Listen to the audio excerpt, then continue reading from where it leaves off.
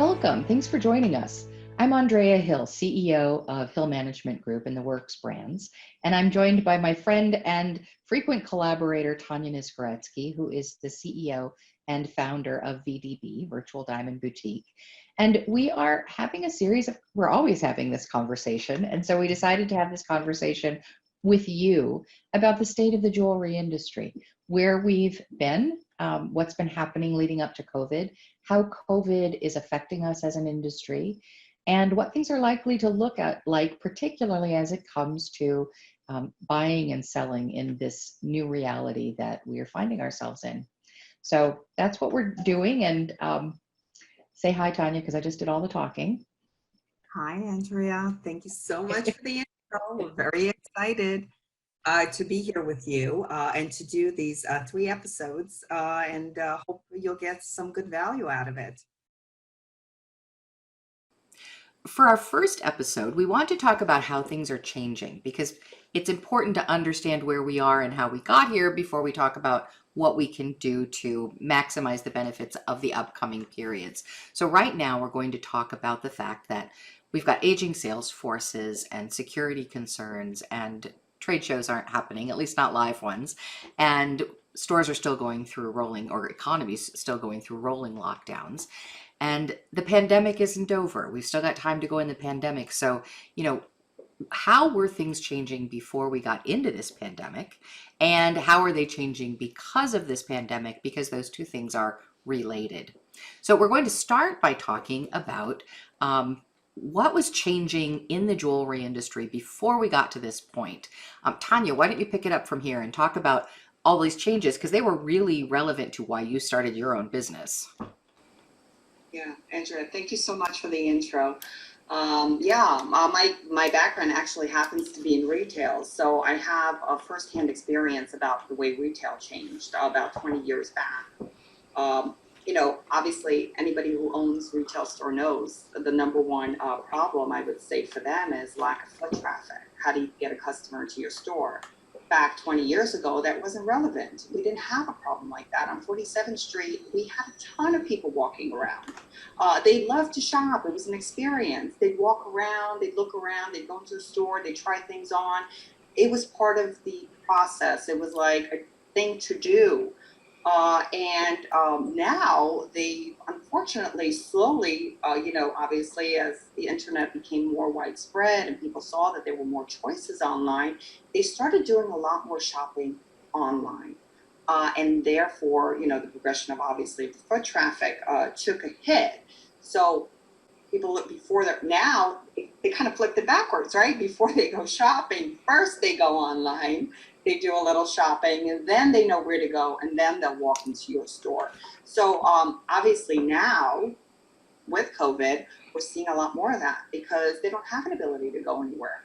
So they have this extra time that they're spending at home or on their couch, and what they're doing, they're going online, they're doing their research. So that's the major change that I'm seeing. And obviously, due to that, competition is growing online. I would imagine it makes it hard product-wise too, doesn't it? Like, isn't there a changing demand for product? Absolutely.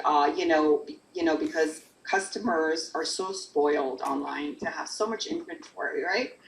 That when they walk in, they're like, where's everything that I saw online? Right. They're kind of like, disappointed. Mm-hmm. So absolutely, there's definitely that, lack of inventory that they're so used to seeing. But you know what? There are tools to combat that, and we're going to discuss that a little bit further on. But I think it's important for us to discuss what the economy is going to look like after COVID. And what are your thoughts on that, Andrea? Well, that is really important because you're right. The trends were there, lower foot traffic, higher demand for broader inventories. All of those were there. And big crises tend to accelerate and amplify existing trends. So it's not like COVID just introduced everything new. It also put a lot of pressure on things that were already occurring. They actually say we've gone through 5 years of technology adoption rate increase in 3 months this year across the world, which is just like huge, right? Okay, so So what are economists saying is going to happen? Well, we were already seeing retail consolidation and retail distress. And Tanya, that inventory issue you point to is absolutely critical because retailers are already pressured by having too much inventory in their stores. And now we've got this pressure to have lots and lots of different styles in stores, but the stores are already over leveraged and they can't keep consumers happy if they can't provide new inventory styles or more inventory styles. So this pressure on retail is going to continue, and the kinds of bankruptcies and consolidations we've seen, not just during COVID, though we're seeing a lot of it during COVID, but before, they're going to continue.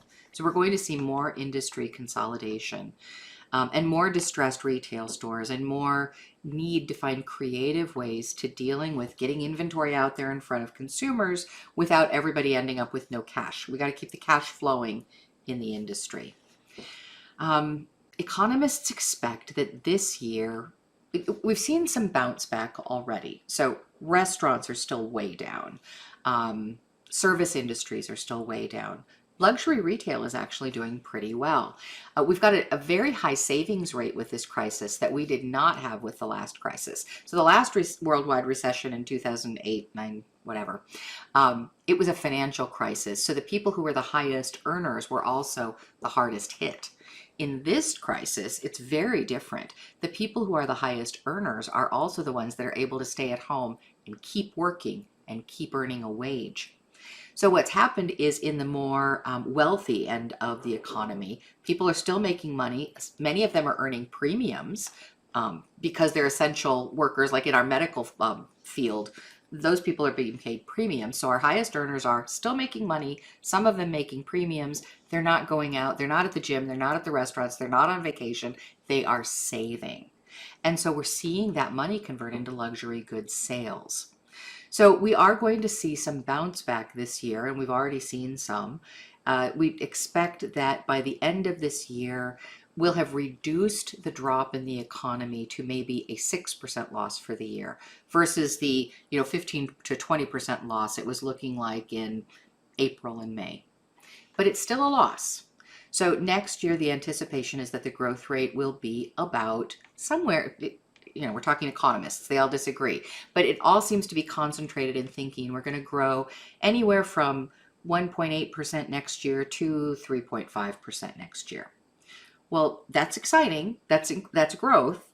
But if we're net down over 6% for 2020, then growing 3.5% at the optimistic level for 2021, we are still below the economic level that we were at in January of 2020 when the crisis began. Economists are starting to call this a depression, not just a recession. They think it's going to be deep and long, and they don't believe that we're going to do much in the way, they don't believe we're going to get to full recovery for somewhere between 4.5 to 5 years. So that's what economists are saying. We are also going to continue to see rolling supply chain disruptions for at least until we have a sound resolution to the pandemic. So that doesn't mean the first pass of vaccinations. That means when consumer confidence returns, because it's the confidence that affects the economy, not the actual, gee, there's a vaccination ready. So we need to see the pandemic resolved before consumer confidence resumes. And they don't see that happening until the middle of 2021, when we have broad adoption of some vaccine. That's the most optimistic point at which economists think that's going to happen. And then, like I said, 4.5 to 5 years to a recovery.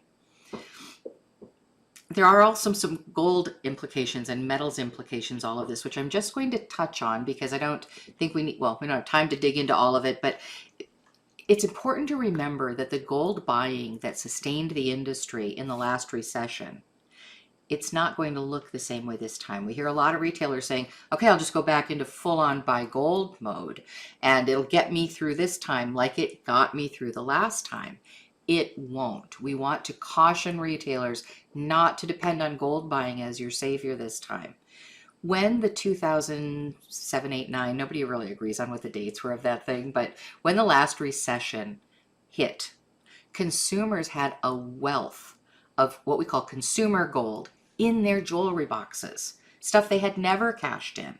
They cashed it all in. And since that time, we have not built up a stash of old gold in consumer jewelry boxes. So there simply isn't the same quantity of gold to melt this time that there was last time. That's the main reason I wanted to touch on gold. Otherwise, gold's hovering at just under 2,000. Some people say it's just hovering at the moment. We're doing this presentation in September of 2020. So could we have another hit, another sharp rise in the gold markets? Some people think it could go as high as 3,000, but people get crazy when gold prices go up. I've also heard people say it's going to hit 5,000. So I think it's safe to say that gold is going to stay where it's at and do some intermittent rising and falling at this level, maybe with some big spikes in there for the next year or two until things feel more stable. The last thing that's important to remember about gold pricing is that it affects consumers differently than it affects jewelers. Consumers are not as influenced by very high prices of gold because they're buying one ring, one pair of earrings, one chain. So if they've already made the emotional decision, because all buying decisions are emotional, to buy a piece of gold jewelry, they've made it. They don't care if we're talking gold at 1,800 or gold at 2,200. So don't let your emotional attachment to the price of gold as a jeweler, knowing how expensive it is to buy a bunch of gold, how much cash you put out, how much risk you take. It feels very different as a jeweler than it does to a consumer. Consumers will continue to buy gold. So that's sort of what's going on in the economy and in the relevant piece of the gold market that I wanted to talk about, Tanya. But I do think we should talk about diamonds. I'm sorry, go ahead. Yeah, actually, I want to take that back a notch because you mentioned that, retailers are considering, start buying gold back as an investment. And I would say, I'll take it back to what you stated about the last 3 months, the 5-year adoption to technology, and how retailers are realizing that right now is the time to invest in that. It is. Actually, that's very expensive. So instead of taking that money that you were going to purchase gold with, take that and revamp your website or bring in, some in-store sales tool, or do some form of digital marketing, like a combination of a way to bring more customers into your store and engage them in your store. So that's definitely another way to look at your spending. It's such a good point, Tanya, because we've got to learn as an industry to stop living out of the cash register. That buying gold and selling gold transaction, that feels good to us because, let's face it, we are an industry with a culture of being shopkeepers and traders. And we're proud of that heritage. That's a very important heritage, but we can't function like shopkeepers and traders anymore. We need to stop working in our business and work on our business. And what you're saying is right now, the thing to work on is putting the technology in place that allows us to compete in this very technological and competitive global market. So yeah, good point. Diamonds. We can't talk about what's going on, past trends in the jewelry industry and what's happening next without talking about diamonds, because 70% of our industry is wrapped up in that element. So Tanya, well, first, we had a record-breaking July. Why did you think we had that? Oh, well, everybody was cooped up at home and ready to go out. And honestly, but at the end of the day, I think that's what's so amazing about, the diamond industry, because at the end of the day, people are still going to want to get married, or they're still going to want to, celebrate an occasion. So they're still going to want to go out there and do a purchase. And I think, obviously, being in lockdown for 3 months, there was a couple of factors. First of all, during that 3 months, a lot of these people would have been going out to shop, right? So once they were able to, they're booking for the stores because they don't know if the store is going to stay open for much longer to make sure. But I think, on the other hand, it gave everybody such a great boost. As the diamond deal is on 47th Street, are calling it Christmas in July. Yeah. Not only was it really good for the retailers, it was really good for the wholesalers. Mm-hmm. I was with some of my wholesalers, and they would say, I'm beginning to be cut, obviously, because, with the lack of production, and there's definitely the need. So people are purchasing, or they're selling items that were, sitting for years. People were willing to buy it because there was a shortage. And obviously, I think, people just, it goes to show that at the end of the day, no matter how, difficult things are, at the end of the day, we're all human, and we all still have that desire to connect and to purchase and to show our love and to our appreciation. So once that we have that ability, it's going to come back. And July showed us that. So it gives us a sense of hope. That's a good point. That connection thing, people keep saying, oh, you can't connect with people online. But I mean, it's never going to be the same as, sitting and holding hands on a park bench or talking across a dinner table. But you can't you? I mean, people are doing a good job of connecting online, I think. I think so, absolutely. There's so many ways that you can connect with people online. Well, obviously, social media, is the number one form of connecting with one another online, right? And I think, today's buyers, they kind of expect that, and they're open to it. They're looking for that. So you need to be where they are. You need to be, showing what it is that you have that is interesting and relevant to them. So connecting online is definitely an important factor for the B2B and the B2C sector. And I don't think, the B2B industry, I'm going to take it back one step. I know B2B, I don't think they realize how important it is to have an online presence, just as much as B2C, because at the end of the day, today, almost everybody, before they do business with your company, will go online and check to see if you have a website. Yep, it's true. And they're going to see what it is that your company's all about. What is it that you guys stand for? What is your policies? So it's, I think, for the diamond dealers or whatever, product category you're from, it's very important to have an online presence, B2B and B2C. That is a form of connection. So whenever you're connecting with them online, you also have a place to send them, right? So otherwise, so first you made that connection, and then the next thing would be straight to you. And sometimes people aren't comfortable connecting directly with you right after that, right? They want to still do their research. So having a really good online presence with a lot of content about who you are, what you are, showing some of your inventory is really important on both B2B and B2C for them to make that other connection. Yeah, that's true. And I mean, look at us. In the past, you and I would have been in your office. We would have, okay, we would have cleaned up your desk, and we would have sat behind the desk, and we would have recorded this together, right? But we can't right now. So we're doing this online. I mean, I think we have to remember about the importance of Zoom conversations with our customers or FaceTime conversations with our customers. Don't let anything get in the way of connecting with your people. Absolutely. And actually, and to be able to do that, actually, VDB has created a really effective way to be able to connect with your customer. We have amazing sharing tools that really allow you to share inventory and engage the customer. And it's all about that. It's about customer engagement, connection. And if, let's say, you knew that they purchased, earrings, and you just got a ring that matches, or whatever it may be, you're able to share it in a format that they're comfortable with, either by WhatsApp or text or email. So definitely make sure that you're using those tools. Yep. And your tools in particular are really helpful for helping consumers understand how much inventory is available. So remember when I said that consumers are being spoiled? So that it actually segues back to the fact that they expect to see great visuals of your inventory, especially diamonds, online.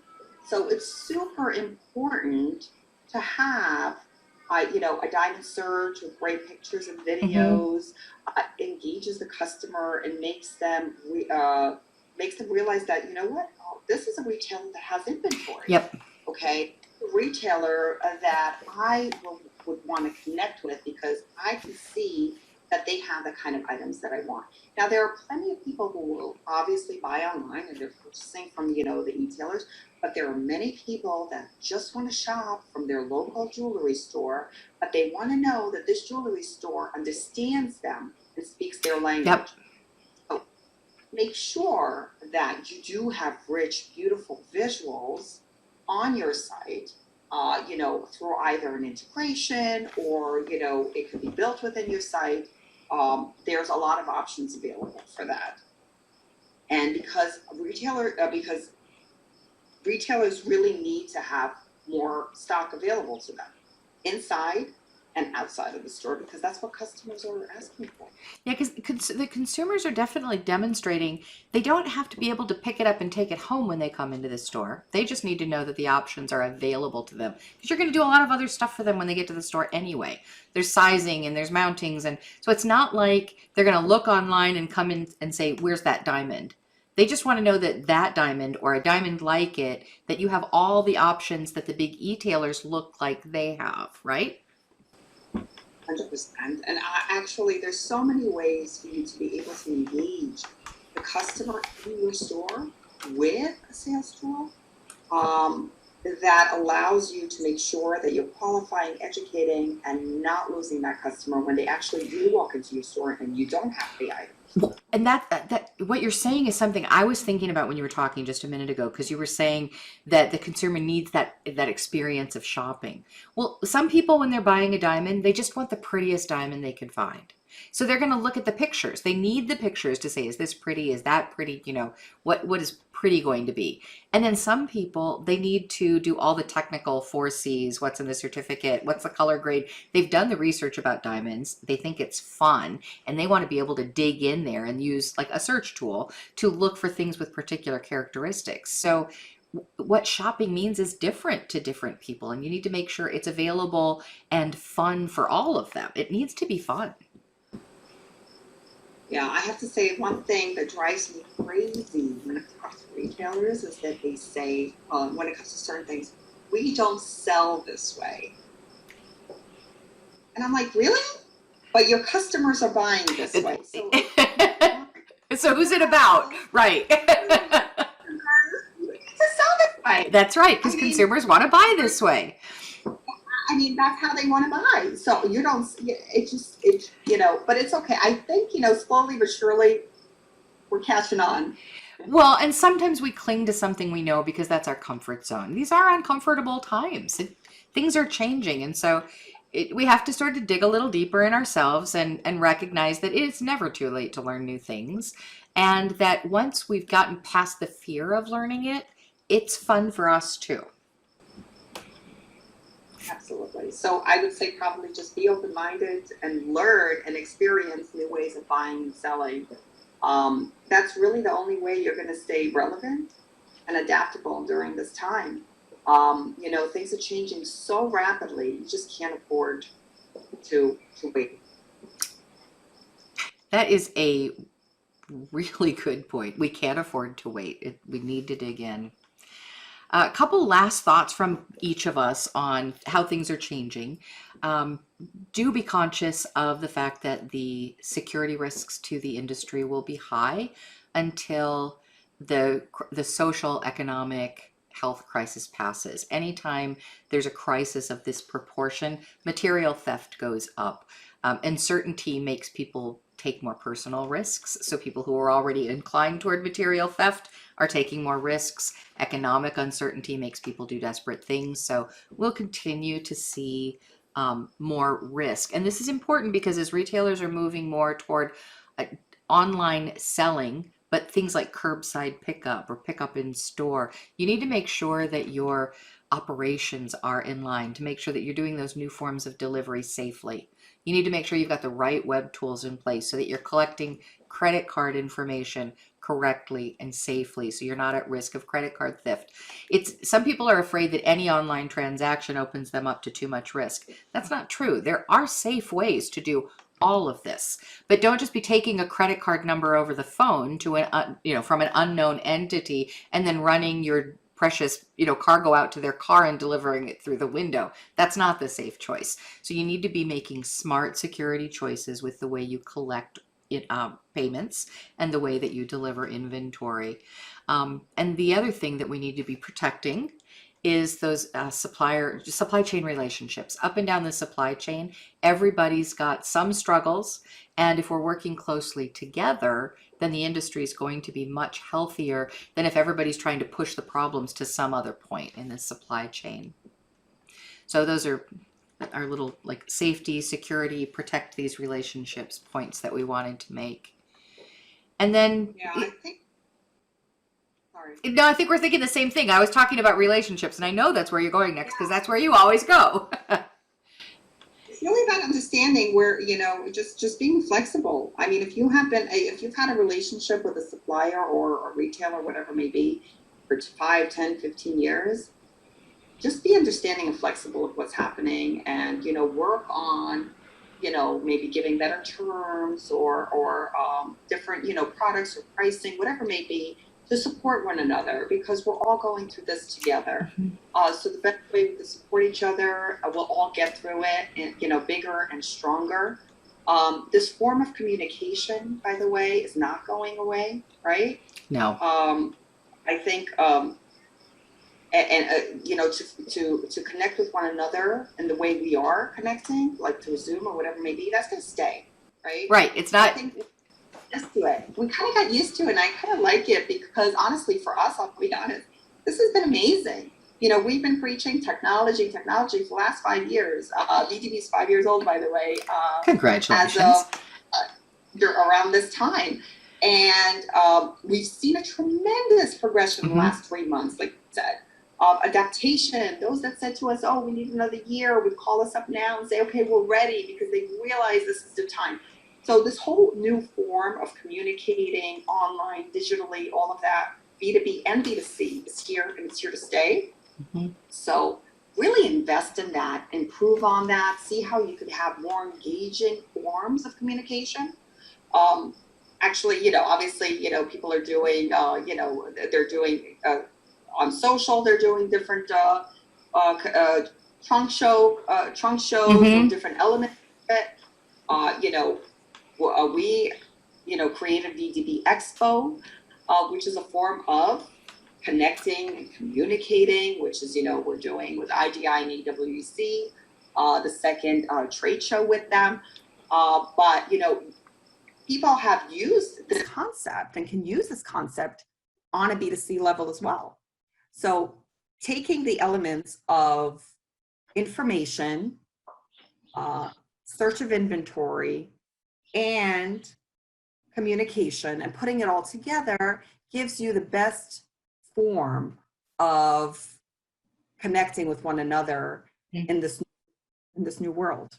Yeah, it's like this. Well, I mean, I'm working with retailers who are looking for ways to put it, they're used to doing trunk shows, or they're used to doing gemstone round tables. And so now they're doing digital events with their customers who also still want social engagement, but do not want to gather in groups in any store. So yeah, you could invite, as a retailer, all your vendors onto Expo, or your 5 favorite vendors onto Expo, and do an Expo trade show with your community. And that it's that kind of innovation that we need to see, both in the B2B part of our industry and in the B2C part of our industry. And, unlike department stores that are struggling, the apparel industry, which I was in for a long time, it's not a community industry. It's about clothes, and it's about fashion, and everything feels kind of far away from you. The jewelry industry is a community industry. We're not just a small industry that all knows each other. Our stores are community-based stores, and they support the local sports teams, and they participate in the local chamber of commerce. It makes sense for us to do community events. That's part of our DNA as an industry. And it makes sense in a way that other retail stores really wouldn't have the same attachment to, because they're not so community based. So yeah, I agree, Tanya. All right, so I think this sort of wraps up what we wanted to share about where we've been and kind of the COVID impacts of all of this, doesn't it? Yes, I think that this laid the groundwork for our next episode. which is buying and selling this new reality. So hopefully you guys will join us on the next episode.